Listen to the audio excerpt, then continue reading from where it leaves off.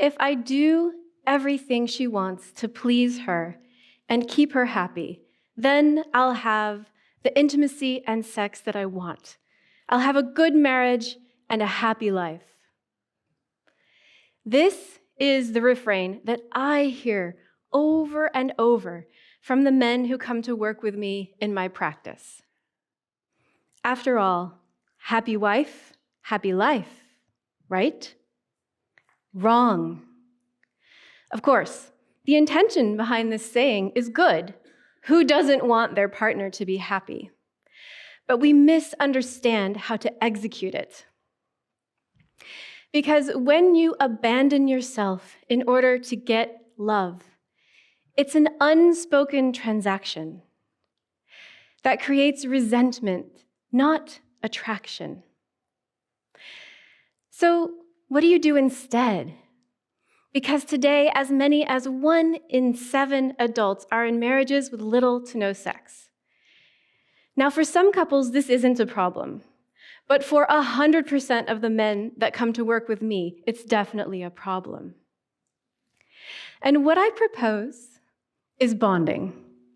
You see, I've been studying bonding for my entire life. First, molecular bonding as a PhD organic chemist, and now human bonding as a sex and relationship coach. And I've noticed that there's 2 principles that we just never get taught, but they are essential for more intimacy, more trust, happiness, and yes, great sex. Who here wants that? Woo!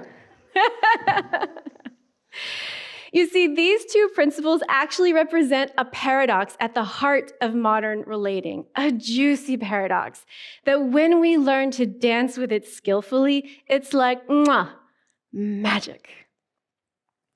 The first principle is creating a foundation of emotional safety. Now, the people in the happy wife camp believe they're creating safety by keeping things happy all the time.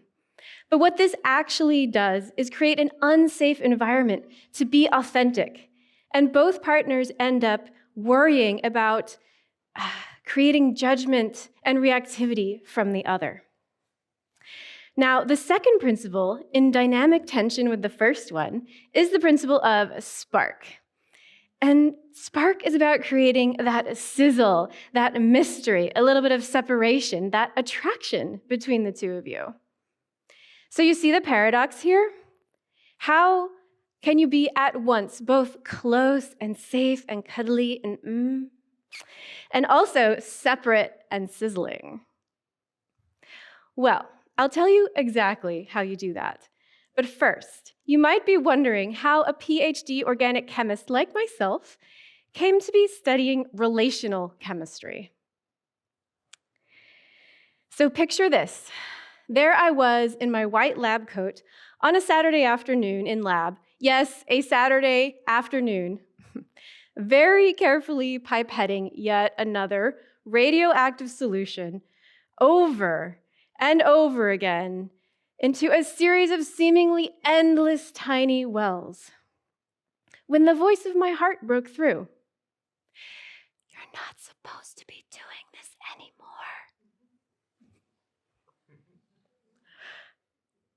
I didn't want to believe it, because walking away from a 10-year scientific career is no small thing, but I knew it was right.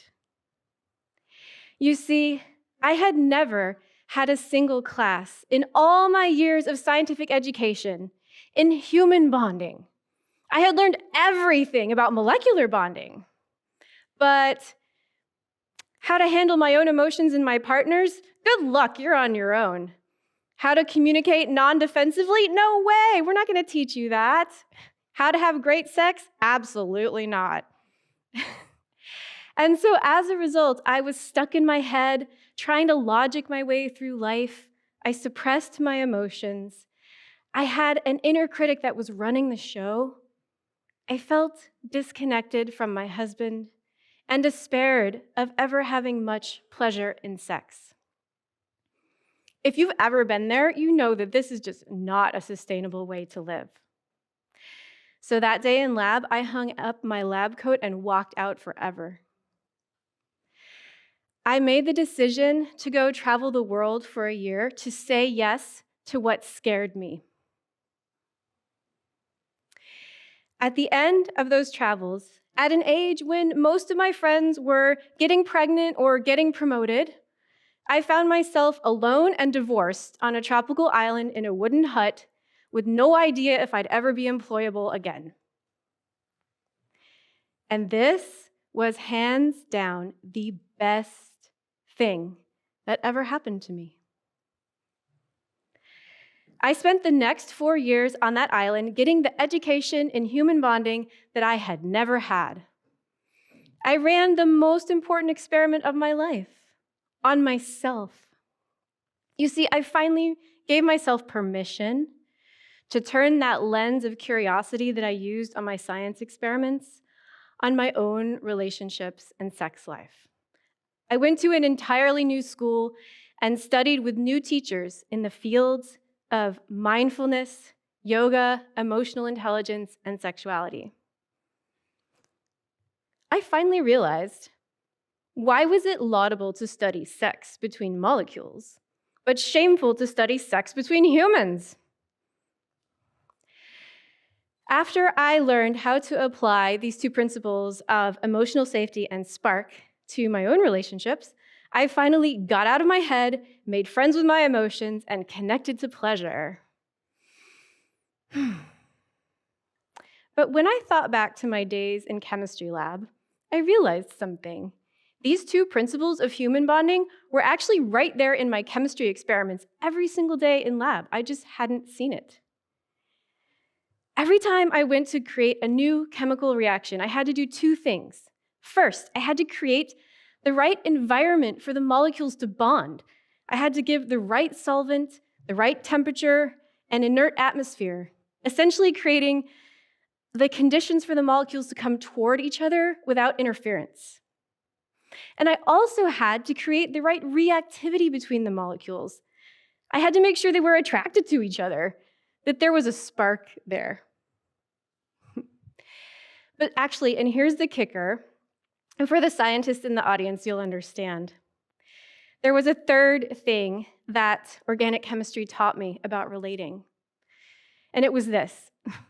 No amount of pleading with, yelling at, complaining about, or arguing with my chemistry experiments ever made them do what I wanted them to do.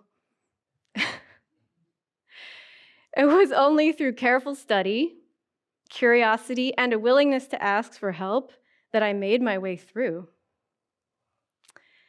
I wish I had realized that these principles were staring me in the face as an organic chemist and had known to apply them to my own marriage. Today, it's been 10 years since I hung up my lab coat forever, and I've spent that time studying relational chemistry and working with powerful men in science, technology, and engineering who, like me, and perhaps like you, never had a single class in human bonding.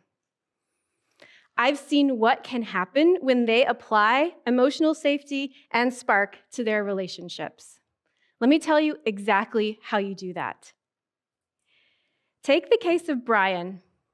Brian came to work with me when the sex in his marriage had dropped to once in every 6 months. And he was very worried because he was noticing himself being distracted by other women.